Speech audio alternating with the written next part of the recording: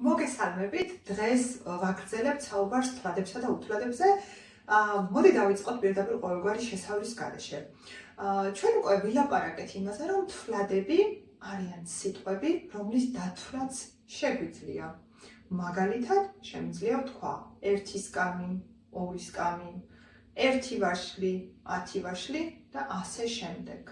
თვლადებს ასევე აქვთ როგორც მხოლობითი, ასევე მრავლობითი ფორმები.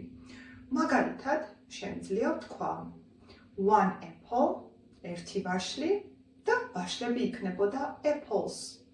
მაგალითად, შემიძლია ვთქვა მაგიდა table და მაგიდები იქნებოდა tables.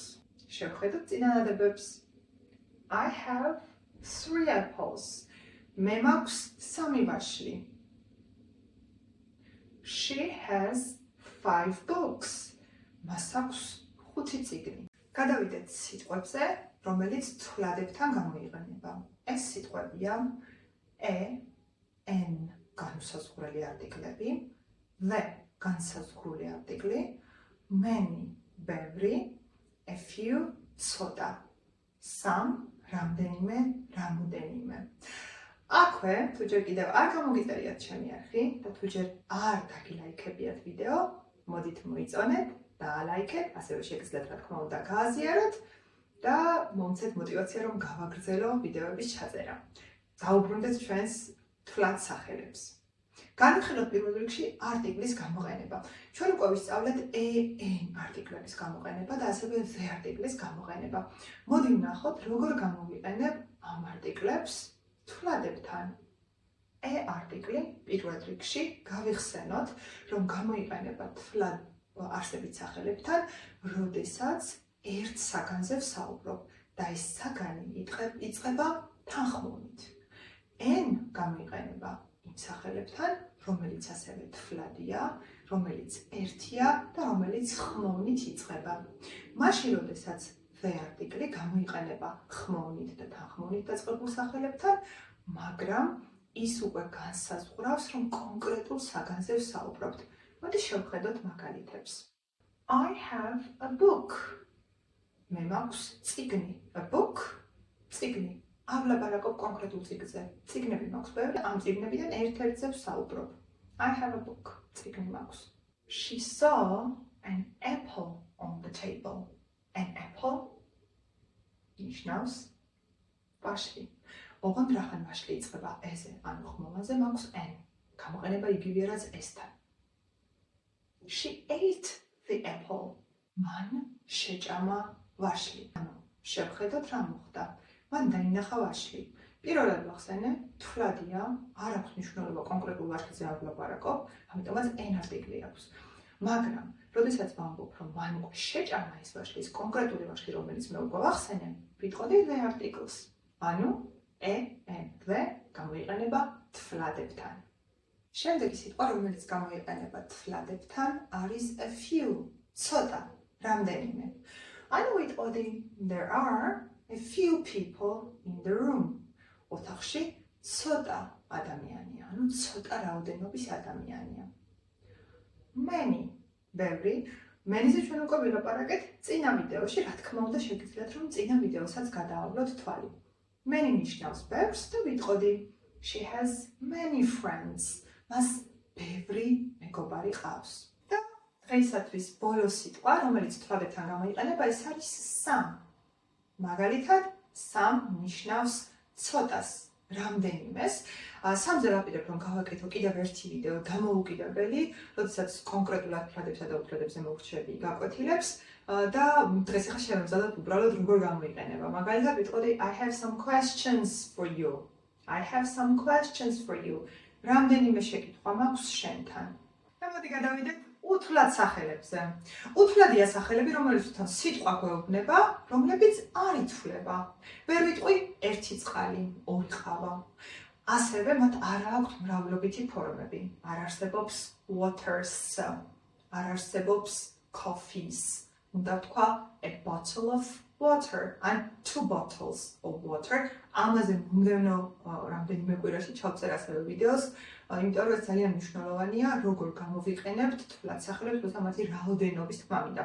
დღეისათვის ცოტა შევნებდეთ ამ კუთხით და უბრალოდ ვისწავლოთ ჯერ ძალიან ელემენტარული უთვლებსა და თვალებზე, ამ შემთხვევაში უთვლებებზე. გადავიდეთ მოდით ახლა სიტყვებზე, რომელიც გამოიყენება უთვლებთან. პირველი არის the article, ანუ განსაზღვრული არტიკლი. მეორე არის much, ანუ ბევრი, რომელზეც ჩვენ წინა ვიდეოში ვილაპარაკეთ. გვაქვს a little, ცოტა რაოდენობის და ასევე გვაქვს some. როგორც ხედავთ, some გამოიყენება როგორც თვლებთან. ჩვენ უკვე ვილაპარაკეთ ამაზე, ასევე უთვლებთან. მოდი შევხედოთ ამ სიტყვების გამოყენებას წინა ადგილებში. განვიხილოთ the. The water in the river is cold. წყალი მდინარეში ცივია. ანუ მდინარის წყალი ცივია, ქართულად ესე უფრო კარგად ჟღერს. ანუ ის კონკრეტული წყალი, რომელიც მდინარეში მიედინება, არის ცივი. ამ წინადადებად ამის თქმა უნდა. Water არის უთვლადი, როგორც ხედავთ, the article ჩაჯდა წყალთან. Much. ბევრი. There isn't much milk left in the bottle. There isn't much milk left in the bottle. Bottle-ში ბევრი რზე არ არის დარჩენილი. A little. She has a little sugar in her tea. She has a little sugar in her tea. მას ცოტა შაქარი აქვს თავის ჩაიში. გადავიდეთ სამზე. Can I have some information? Can I have some information? ინფორმაცია უთვლადია. შეიძლება მივიღო ინფორმაცია. An. Can I have some bread? Can I have some bread? შეიძლება პური ავიღო? ცოტაოდენი პური ავიღო? ანუ სამ ნიშნავს ცოტას რამდენიმეს, მაგრამ ამ თემაზე კიდევ ერთხელ ვიმეორებ, რომ უახლოეს გადაცემებში ვისაუბრებ სამზე კონკრეტულად. მოდი უკვე როდესაც ვიცი რა არის თვლადი, რა არის უთვლადი, რა სიტყვებს ვიყენებ თვლებთან, რა სიტყვებს ვიყენებ უთვლებთან, გავასწოროთ ძალიან გავრცელებული შეცდომები. მაგალითად, ასეთ შეცდომები არის ხოლმე bread და bread.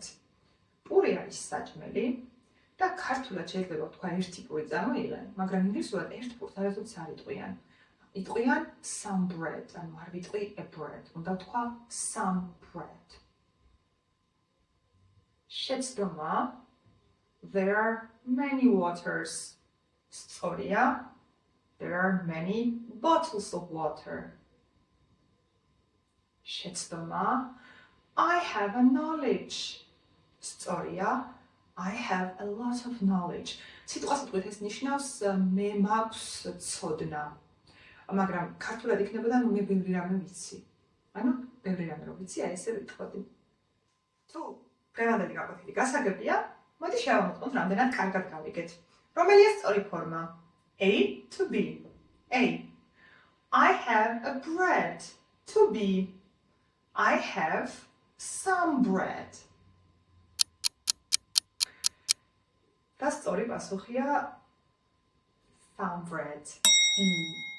მოდი კვიზზეც გადავიდეთ. დაგიტოვებთ ამ სიტყვებს და თქვენ კომენტარებში დავწერეთ თვლადია თუ უთვლადია და გადავამოწმოთ რამდენად სწორად გავიგეთ. დღეისათვის სულ ეს იყო ჩვენი გაკვეთილი. ვეცადე რომ ძალიან მარტივად მომეწოდებინათ თვლადებისა და უთვლადების თავისებურებები. მომდევნო ვიდეოშიც გავაგრძელებ ამ თემაზე საუბარს, იმიტომ რომ ინგლისურ ენაში ეს ერთ-ერთი ყველაზე უფრო მნიშვნელოვანი საკითხია და ფაქტიურად ჩვენი ცოდნა ზუსტად არსებითი სახელის გულისხმობ, ზუსტად ამაზე უნდა ავაგოთ თვლებსა და უთვლებებზე, იმიტომ რომ არტიკლის გამოყენება, წინაადების სწორად აგება, ზუსტად ამაზეა დამოკიდებული, რამდენად ვგებულობ თვლადია თუ უთვლადია და რამდენად მესმის რა სიტყვები უნდა გამოვიყენო თვლადთან თუ უთვლადთან. ამიტომ დაელოდეთ მომდევნო ვიდეოს, გაგრძელება იქნება.